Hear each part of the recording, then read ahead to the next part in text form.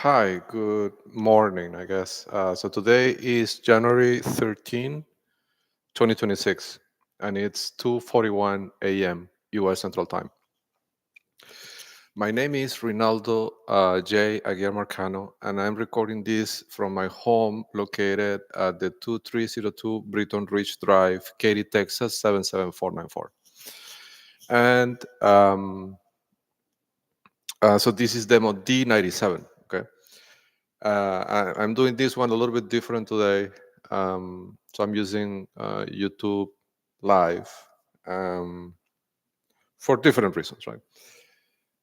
Um,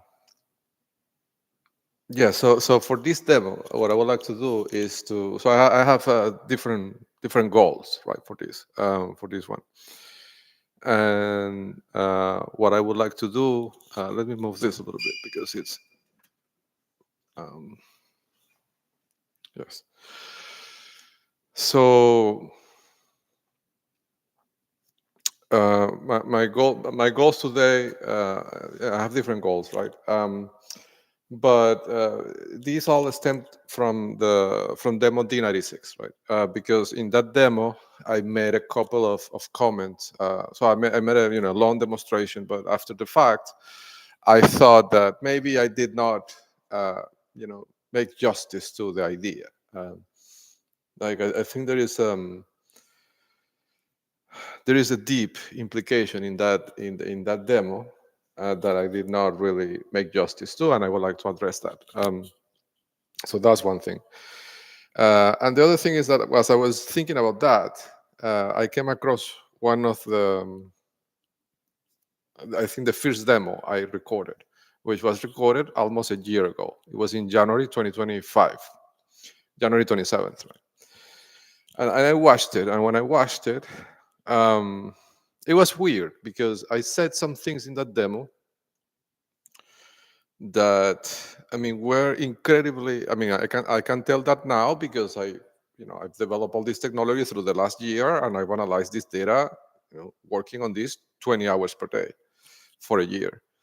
um, and I can see, right, I can see, um,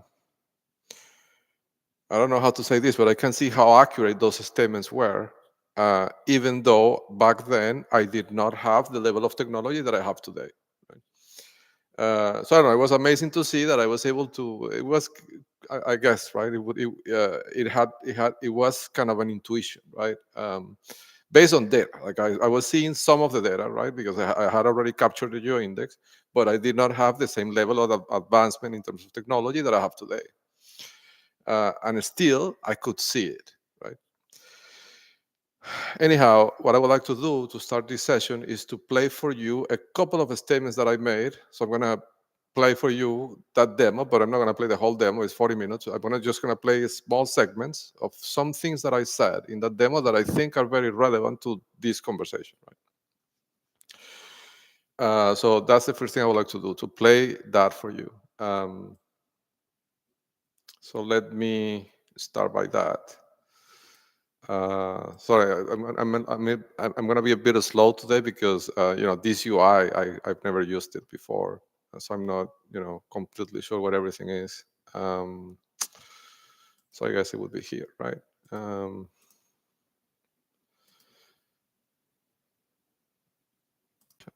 right. So this, and when I see this, it's also funny, right? Because I can also see the I guess I don't know if progression would be a good word, right? But I could see the evolution, right, of how I present these things. So this UI that you're gonna see in this demo looks a bit childish, right? But so excuse me for that, but it was the first demo that I ever made. In this area, right? So right, so I have certain specific positions that I want to play for you. So I'm gonna start at minute 11. So this demo is on YouTube, right? I'm gonna read the ID for you because they have demoted this demo so much using Liana technologies that it's impossible to find. Like even if you search for the title in YouTube or if you search in Google, you will not be able to find it because they have been demoting this video for a year, and you can see the date. of this video. It doesn't say the dates. It's 11 months ago, but I know it was January 27th, 2025. So you won't be able to find it, right? Even if you search for it by title. So I'm gonna give you the ID. The ID is E as in echo. So you can, if you type this in YouTube search, it will come up, right? You will find it, but only if you search for the ID. So it's E as in echo, number 8, D as in Delta, Q as in Quebec, Y as in Yoyo, number 2, Q as in Quebec, D as in Delta, Y as in Yoyo, X as in Zulu, E as in Echo. So that's the idea of the video. If you type that string, it will come up. So the first thing I would like to play for you, I mean the first segment, right? It's at 11:55. Right, I'm not going to make any comments on the things are self-explanatory, right? But I think it's very relevant. So I'm going to play it for you now, okay? So I'm going to play from 11:55 to 12:18. Other countries, I imagine, like, I don't know what the arrangement that they have with them is, but obviously they're employing agents from other countries. I don't know if they lease the agents. I don't know if they directly employ the agents. I don't know. But there's one encoder that encodes, for example, properties that are associated to the agents that they employ. There's another encoder that encodes things related to telecommunications equipment, like antennas, right? The specific locations of certain antennas is marked in the index. There is another encoder, which is the one that I want to talk about today, that encodes what I believe are military positions. And I have dozens of reasons to believe this. I'm not going to get into the details of why I think this way, but it's pretty clear to me that these are really military positions, which brings me to the realization that this group, besides being a criminal group, a criminal enterprise, they are also a paramilitary group, because what they're doing is that they're employing military personnel, that have military knowledge, military techniques, tactics, and military equipment to target civilians, right? There's no difference between these and the guerrillas in Colombia in the 80s, right? Now, if I think of that, I think it's interesting in the fact that it's kind of a new situation, because this might be, and I don't know, I'll have to review the history books, but this might be one of maybe the first paramilitary group that doesn't have to face the military, right? Like in every single case that I can think of, the paramilitary groups that I know of had to fight with the legit military, right? But in this case, they're basically they form a paramilitary group to target civilians, and they don't face opposition from any military, right? In fact, they employ the military of other countries. So I think it's a very unfair fight, and I think that's probably why it has gone undetected for 2 decades, right? Because we civilians were not equipped to fight with this. And even if you think of police forces, they're not equipped to fight with a military force. They would lose that fight, right? And this is a paramilitary group combined with intelligence services of other countries, right? It's a very dangerous combination, and I think I guess what I'm trying to say is that I think it's a rather cowardly stance, to employ intelligence services of other countries, combine them with a paramilitary group, basically, and then use that combination to target unarmed civilians that are not even aware of what's happening, right? My hope is that they face, an equivalent force to see what would happen, right? If they had to face, say, the U.S. military combined with the FBI, right? It will be an interesting thing to watch to see how well they perform in that case, right? Well, anyhow, so in my dashboards, So that is the first segment I wanted to play for you, and there's another one. It's a short segment. It's at 33:45, And if you're curious about this demo, I really recommend it. Like it's a very interesting demo, and it shows you how the technology got started basically after I captured the database, right?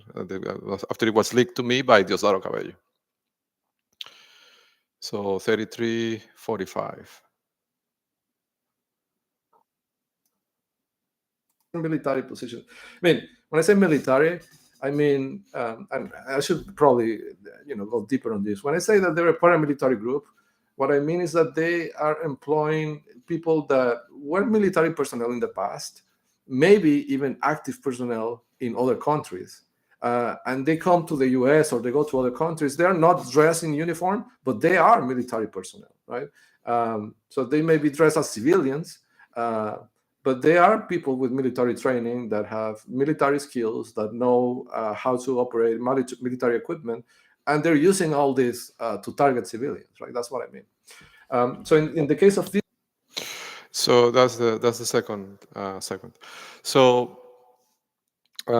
you see, so there's a couple of things that I would like to say here. One is that you see, I can see how this was accurate, right? And now that I've gone through this journey of a year working on this project, of course, there are certain things that I did not know, right? And you can see them in the way I talked, right? And so I want to like point that out a little bit, right? So one is that at that point in time, I thought that the leaders of this organization were Elon Musk and Piero Midiar, and because they were, you have to, put yourself in my shoes, right? Like I was an engineer trying to make startups that they were always attacked by these people, right? Using this. So I thought they were the leaders, right? I didn't know that they were really frontmen for the Communist Party of China and Diosdado Cabello, and other similar players, right, in other countries. So I did not know that, right? So the one miscomprehension I had is that they were the leaders. They were not the leaders; they were employees, right? So that's why in the first segment I said something to the effect that I don't know if they lease the agents or if they employ them directly, because I thought, I mean, it was clear to me that they were using Venezuelan agents and Russian agents and Chinese agents, but I thought they were paying them, right? I didn't know that these agents were being provided directly by these countries, right? I mean, by the governments, quote unquote, of these countries, right? The other thing I did not know is that they were employing lawyers, attorneys, and judges in all these countries, including the US, to kidnap children, right? I did not know that until I experienced it myself, right? Because they still have my son kidnapped, and they've had him kidnapped for 10 months, right? And it's still ongoing. So that's something I did not know, but I got to experience it myself, right? And thinking of that, when I made that comment, there's no difference between this and the guerrillas in Colombia in the 80s. I mean, that even though they had not kidnapped my child yet, at that point when I said that, it was almost prophetic, right? Because this is exactly what the guerrillas in, and I'm going to talk a little bit about this because people may not know, right? Like, I mean, this is something that happened in South America 30 years ago, more, right? In the 80s, I think at the end of the 80s. Yeah, so almost 30 years ago, right?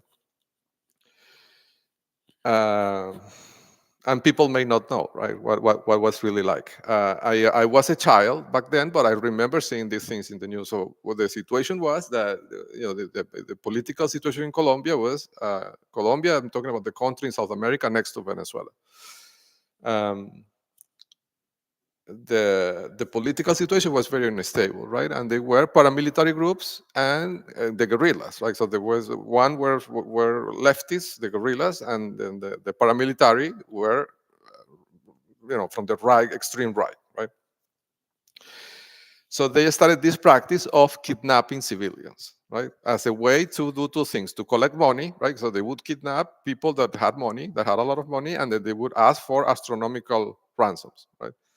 And also to exert political pressure, right? So they would kidnap the sons of the politicians and the sons or daughters of, the judges, things like that. They would kidnap judges, they would kidnap politicians, right?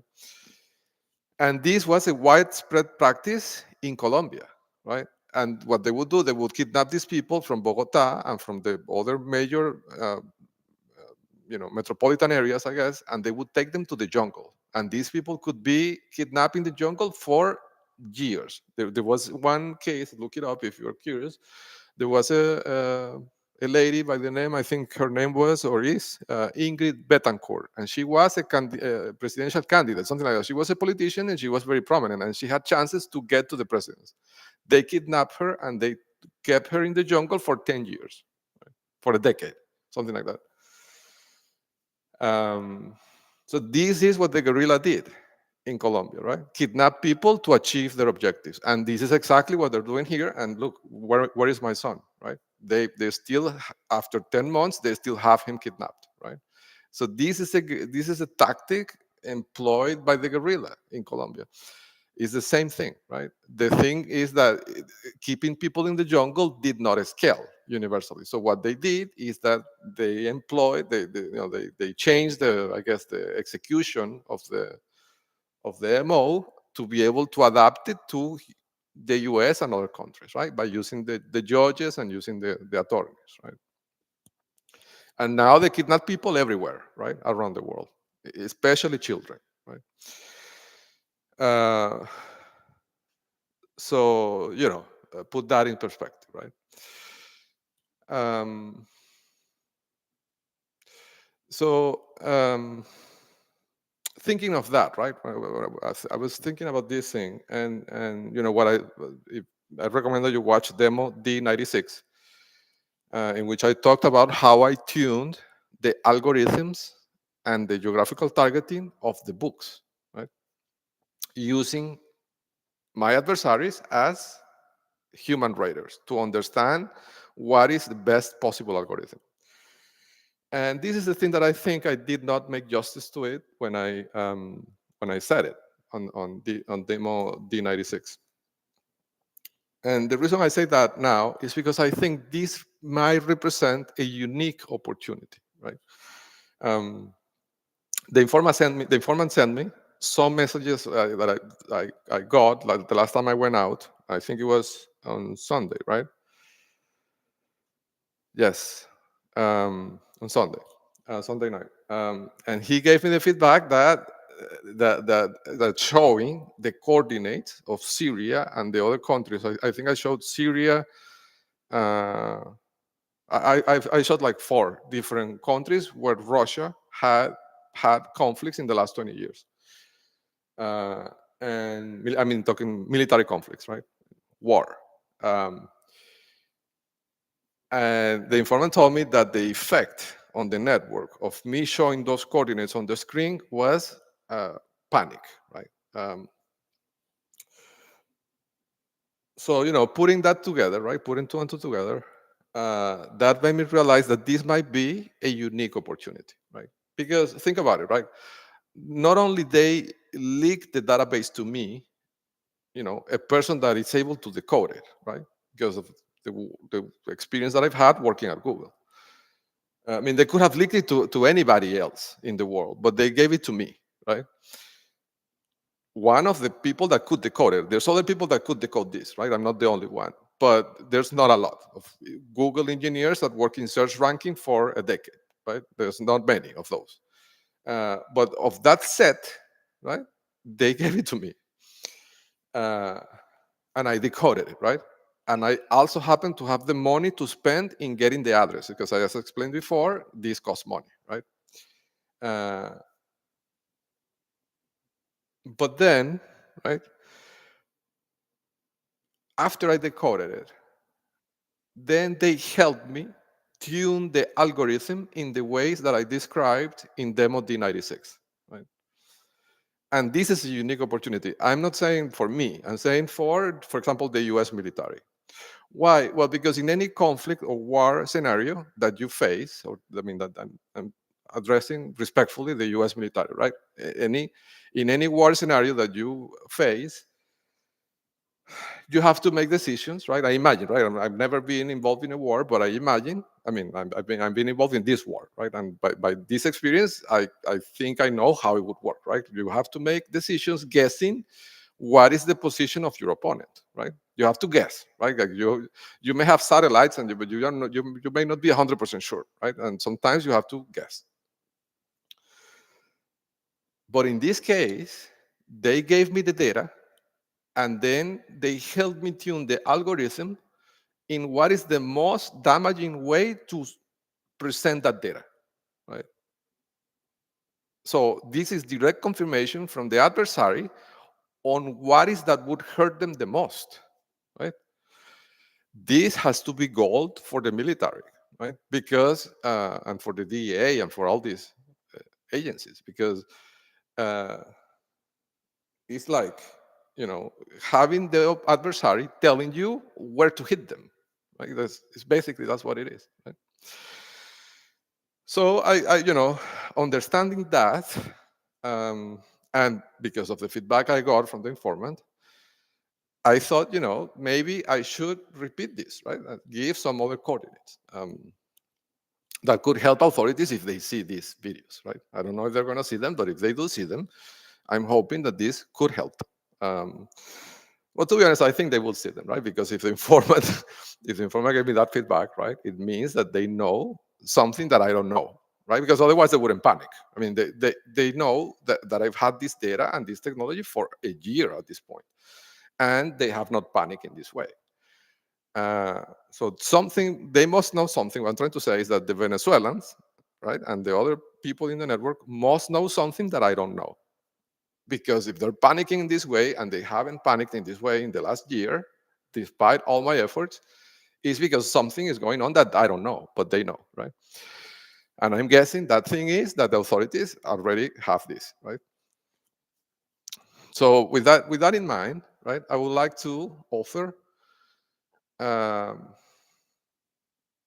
new coordinates. That's my objective here. Okay, but these new coordinates I'm going to offer are not are not about Russian conflict zones. I'm going to be a bit more, I don't want to say selfish, right? But I'm going to, give some coordinates that would help me probably recover my son, right? Uh, because, when somebody gets kidnapped, what you have to do is to rescue them, right? You cannot let the person kidnapped in the jungle, right? Uh, like when Ingrid Betancourt was kidnapped, she was rescued, right? Well, I don't know if she was rescued or if she escaped. I can't recall. I was maybe a teenager at that point. I don't really recall. I have to read that. But anyhow, right. So with that, I'm gonna transition a little bit, right? So the first thing I want to say here, right, that the things I want to talk about are about a wanted fugitive that is a wanted man and is wanted by the DOJ, right? So this is an international fugitive, right? He poses as a politician, he calls himself the Minister of Peace. Imagine that, right? In Venezuela. But he is really, and I cannot say this enough, he is a wanted man. He's a wanted fugitive, right? International fugitive. I'm talking about Diosdado, of course, right? I want to show you the poster, right? I don't think I'm making this up.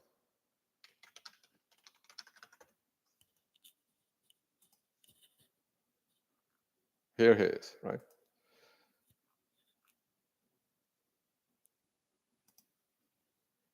It's $25 million, right? The reward. So what I want to do here is to offer the U.S. military, if I'm sorry, I don't mean to overstep or anything, right? But I see that I have this confirmation directly coming from them that these coordinates and the way they're ranked hurt them, right? So this could maybe help execute this poster, like this warrant that is out for his arrest, right? So I want to offer a set of coordinates that could help in that. And I've applied engineering and technology to picking these coordinates in a specific way, right? There's design behind what I'm going to say. But I'm going to deliver them in the same way that I did before. I'm going to show them in the screen. So if the military gets this, they can. And of course, I also have to say, I want to say this, I want to make it clear, like this is not about the money, right? But I did send the DA an application for the reward under the narcotics program like 2 or 3 months ago, right? For Josaro Cabello and for 9 other individuals of the same cartel.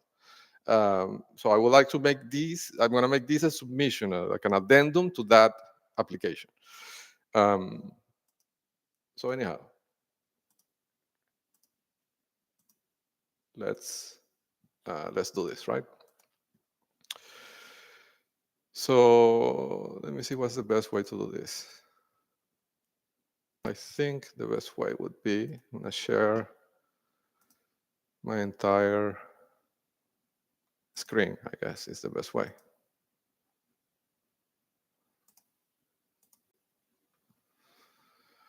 Okay, so what I did, right? I created a series of books that I'm not going to publish because I'm not going to give them the ranking, right? But I'm going to show here the important places, right? The top 2 percentile in all these books, and I have them here. Um, so what I did, right? I picked key locations in Venezuela, and I built one book for each location. Right? So all the most important coordinates are ranked in those books. And I also compiled a series of books of possible escape routes that he could take. Okay, I'm thinking that he might try to flee. Right? Well, I don't know. Like going by history, dictators usually don't flee. Right? They usually die in their land. And I'm thinking cases like I don't know Saddam Hussein and um, what's the other one, Gaddafi, right? I mean, they were captured in their territories, right? They didn't flee. I think Gaddafi tried to flee, but he didn't. He did not cross the border. Um, and I don't think this is not an inflammatory comment. I think Diosdado is in the same league as Gaddafi and Saddam, right? It's the same league. It's exactly the same. So, um, but just in case, right? If well, not only if he tries to flee, but like also, I think this could also deter these countries from giving him asylum, right? If he tries that, because if they know that the coordinates are already public and they give asylum to a wanted fugitive, it's just asking for trouble, right? So I'm going to publish those. I'm going to also mention those places here, right? So the possible escape routes, which I've identified them, the possible ones, right, based on geopolitical factors, basically, and things that happened in the past. Like, for example, I don't know if people will recall when El Pollo Carvajal was captured. I think it was in Curacao, right, and then he was returned. I don't know if it was Curacao or let me ask Google.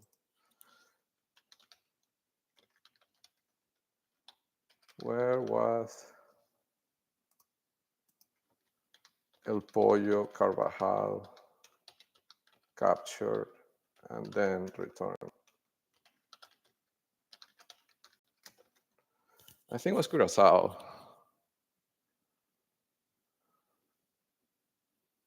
It was in Aruba. Okay, yeah. What happened there was that he got captured, but before he could get extradited, the government, I think it was of Holland. There's a country that has extreme influence over Aruba. I think it's Holland, right? Um,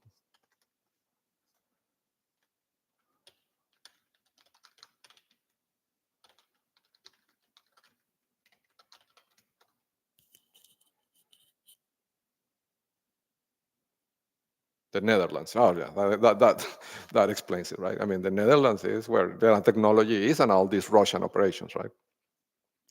So of course they exerted pressure and then they let him go and return him to Venezuela. Um, Before he was extradited, right? So I'm guessing that he could take the same path and go to Aruba to then go to Russia, right? So because of that, I included Aruba into the list of possible escape routes, right? That I'm going to disclose here. And I'm going to send this to the DEA. Um, so, but before talking, I'm just giving you my rationale for picking the potential escape routes, right? I did not choose Bogota and Colombia because I think that I mean, opposition still exists, right, in that country, and I don't think it's likely. I mean, they have a lot of agents in Colombia, right? Don't get me wrong, but I don't think politically it would be a feasible move for him to go to Colombia. So that's why I'm not wasting time on that. Um, but like the connections between Diosdado and the guerrilla in Colombia are obvious and well known, right, for years, and Um, Petro is in power since recently. So, and and they're kidnapping people in the same way that the guerrilla was kidnapping people in Colombia in the 80s, but now at planet scale, right? So 2 and 2 is 4, right? But anyhow, yes. So let's start with Venezuela, right? So let's start with the logical place, which is Caracas, La Guaira, right? So here you have the book. I wanted to show you the cover, right? So I made this special cover for Diosdado for this series of books, for this specifically, right? Um, so this is what the cover looks like, and for example, this one would be the cover for Caracas, La Guaira, Venezuela, which I will publish, after, but not right now. So let's start with the coordinates, okay?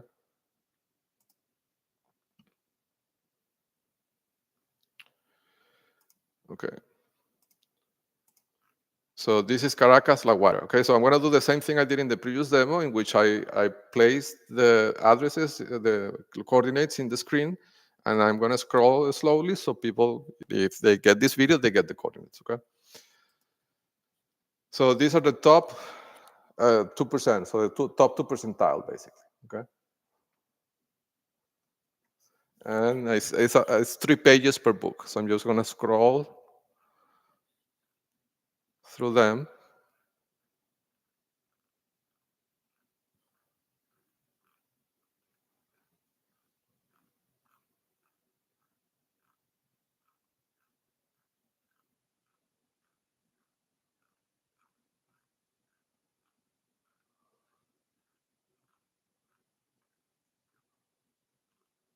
Okay. So those are the top 2%, and then the rest of the addresses are not sorted by score, but by latitude and longitude, right? So I'm giving you the top 2%. So you know where the good targets are. So that's Caracas, right? Now so that's Caracas and La Guaira, okay? Now the next logical place is La Orchila, which is an island in Venezuela. It's a military island. Like it's an island where nobody can go but Diosdado Cabello, right? And they have a military bases in there and other things. So these are the points in La Orchila, okay?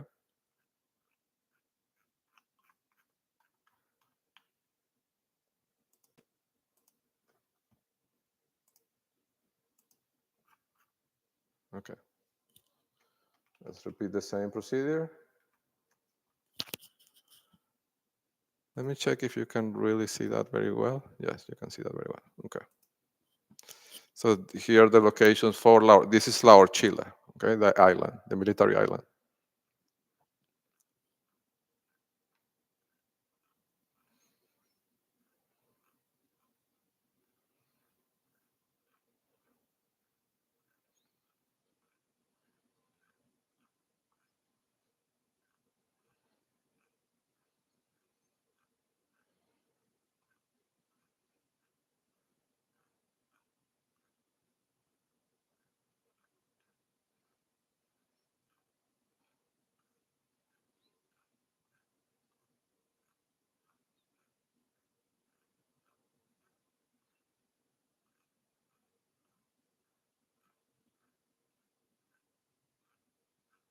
As you can see, this island is a very, very important point. It has more points than Caracas. And don't get me wrong, Caracas has a lot of points. Okay. So now the next logical place is Valencia, Maracay, and Puerto Cabello, right? So this is a part in the northern part of Venezuela when there is a heavy concentration of military bases. There's like 3 major military bases in a radius of something like 100 miles. And there's a big port, Puerto Cabello, right?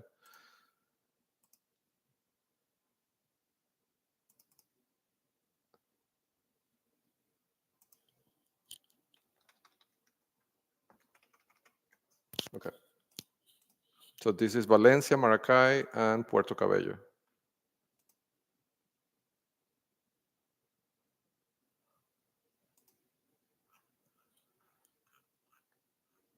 And this is the top 2 percentile, right? 2%, the top 2% of addresses, right?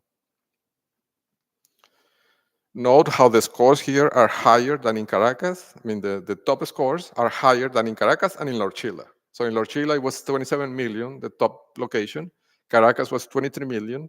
And in Valencia is 29 million, right? So the center of military power is really Valencia, right? It's not Caracas. And here are all the locations, right?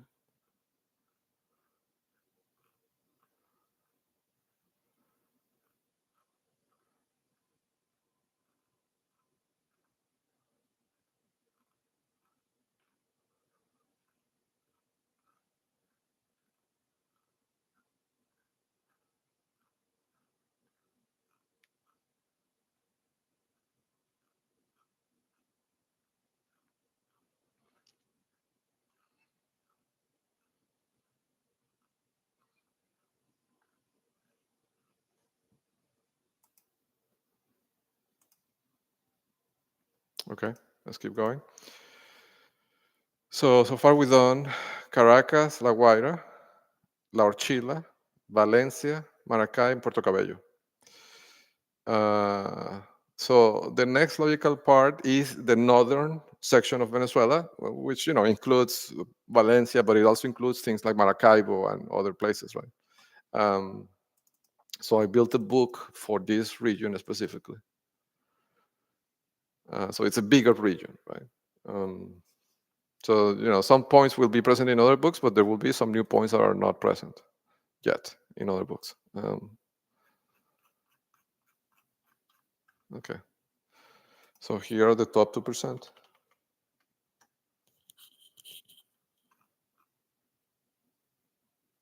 So see here, the top location is 58 million. So that's double than in Valencia, right? So this is obviously a location that was not in Valencia, but it's important. I'm not going to debug them here because it would make this demo too long, but I'm just offering the coordinates and the scores, right? Ranked by the nuclear algorithm that they already approved in a committee composed by China, Russia, and Venezuela, and Iran, right? So what better intelligence for the US military than that, right?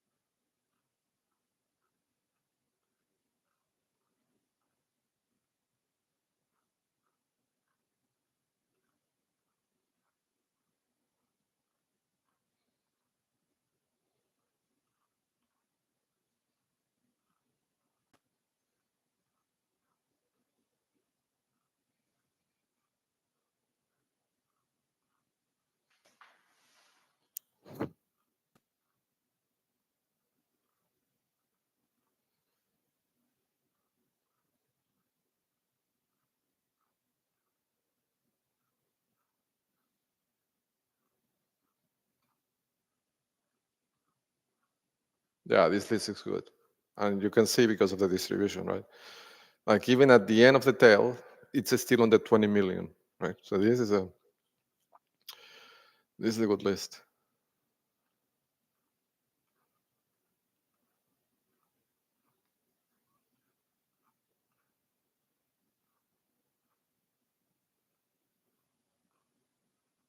There you go.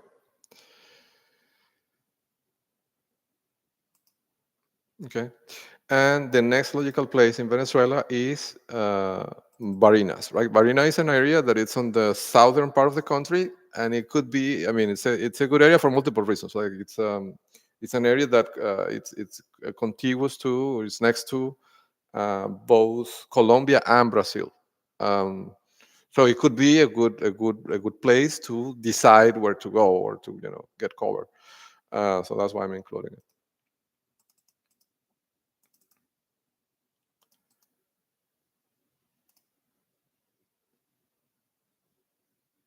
And Chavez was from Barinas originally, right? He was originally from that area. So there's a lot of political legacy, I guess, right?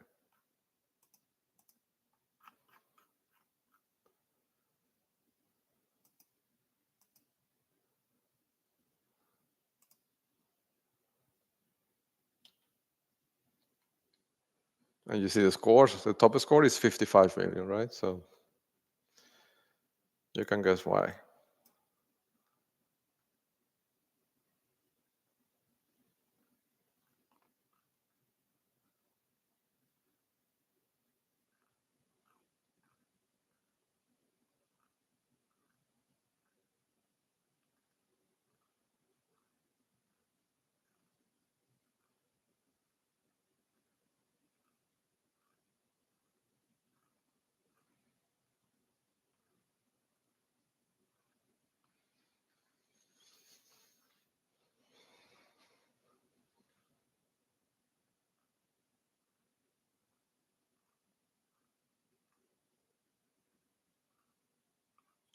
I'm going to improve these books a little bit by adding line numbers, because that could be a good way for people to discuss, right? Like, do you see number 355? Like, but right now they don't have line numbers, so it's hard to, if you want to talk to somebody else about a particular line item, it's hard to reference it, right? Because they don't have line numbers. So I'm going to add that.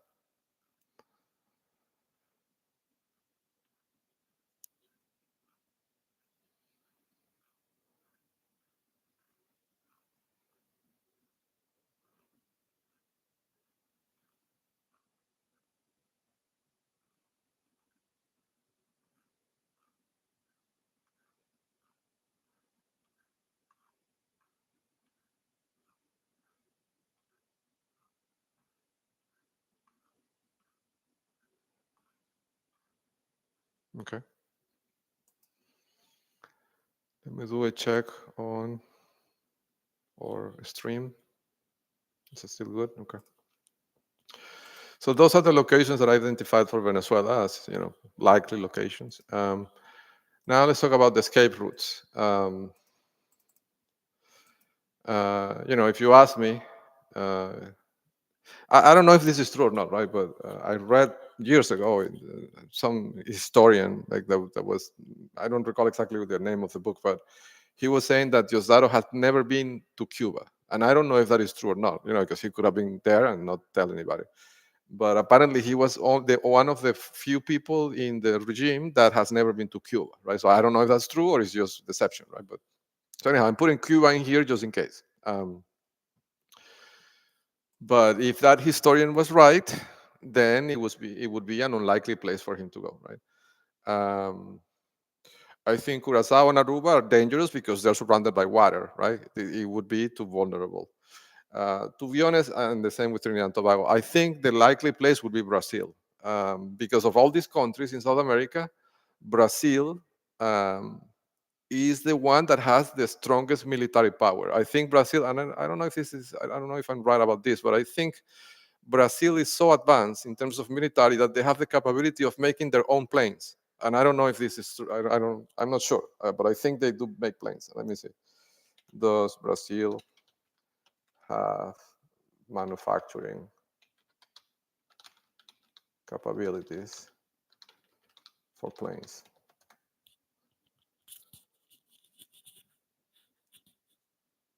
Yes. Yeah, that's the company I was thinking about, Embraer. So, if he has to get cover, right, he will go to some place where there's military power, right? He cannot go to a weak nation where he could be captured. And I think of all the countries in South America, Brazil is the only one that could protect him, right? In a way. And Lula is, of course, in it, right? We know I'm saying that because of the data. I'm not guessing. Like I know Lula is a big part of the network. Um, so it's possible, right, that he goes there. So let's start with Brazil. I think it's the most likely scenario. So this is not entire Brazil. This is the region of Brazil where there's the political power, right? So this is Rio de Janeiro, Sao Paulo, and Belo Horizonte because there's a tech hub in there, right? So it's possible. Unlikely, I think, but it's possible. But they're very close together, so I included Belo Horizonte.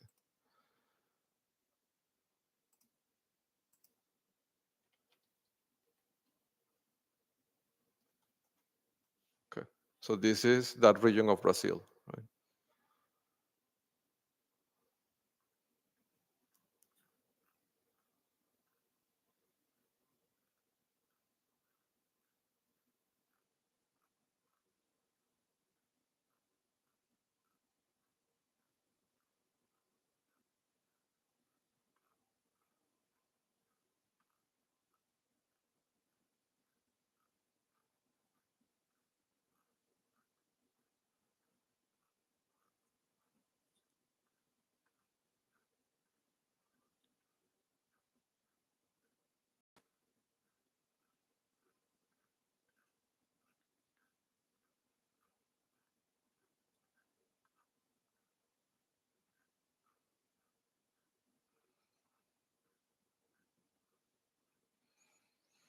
Well, and while I do this, I want to also take the opportunity to ask the informant if you could tell me what is that I don't know. I mean, what is that?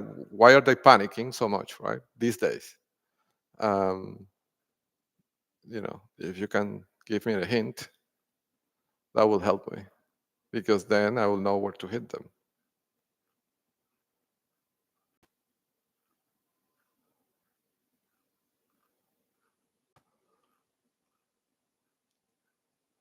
Okay, so that's Brazil. That area of Brazil specifically.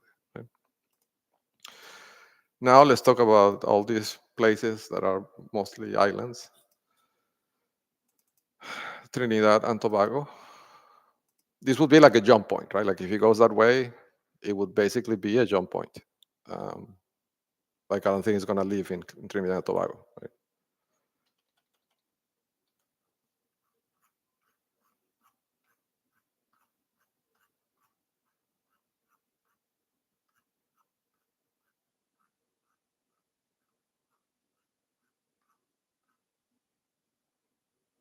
Okay, here we go.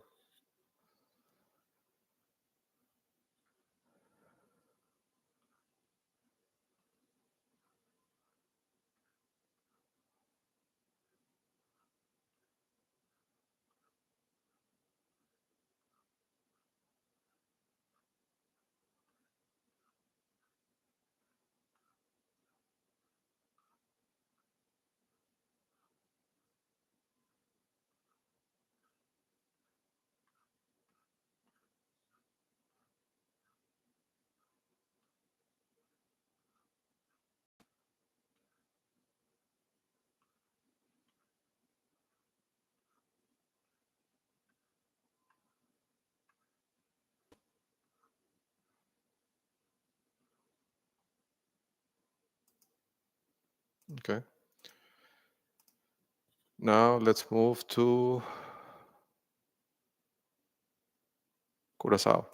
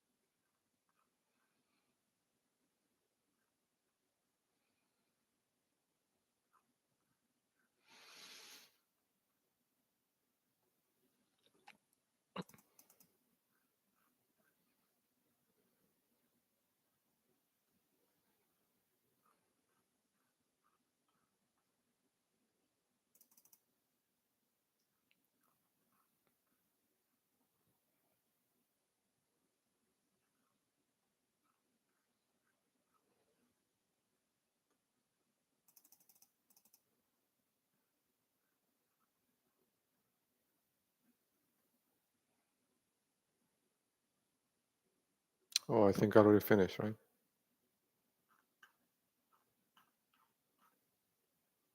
Yes.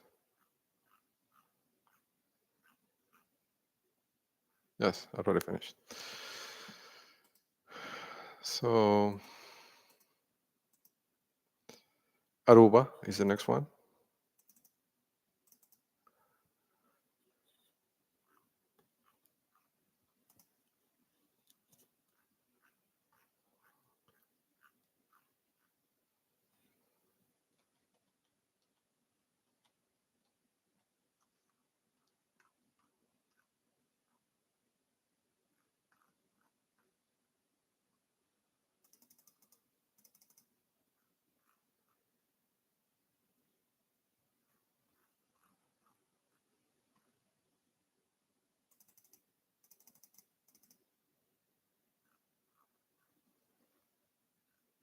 Okay. And now let's move on to Cuba. Cuba, which, as I said, according to that historian, might be unlikely. But who knows?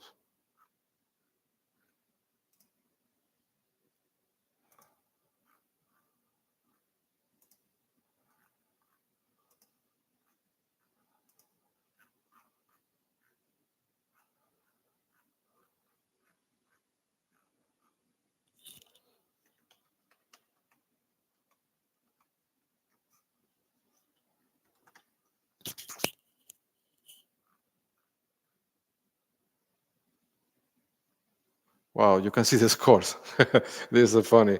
So look, the top score in Cuba is 1 billion, right? So that is higher than the top score we saw in Iran, in Afghanistan, in Iraq, in Libya, in Venezuela, in Russia, even. So this is very telling, right? Um, of the historical roots of this, right?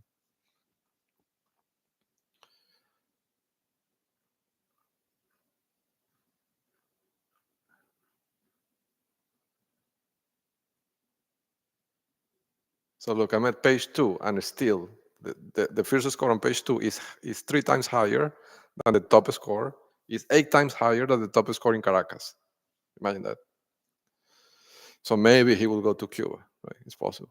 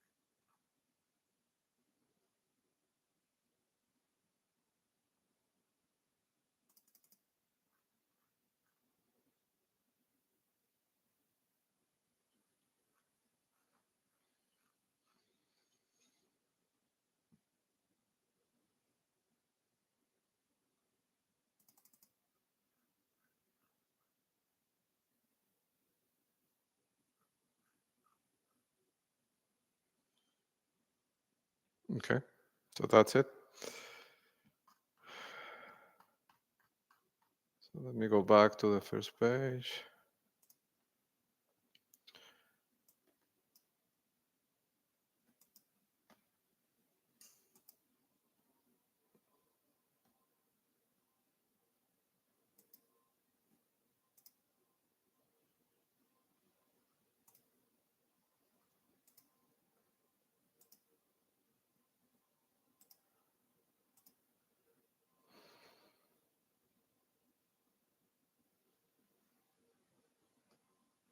me see.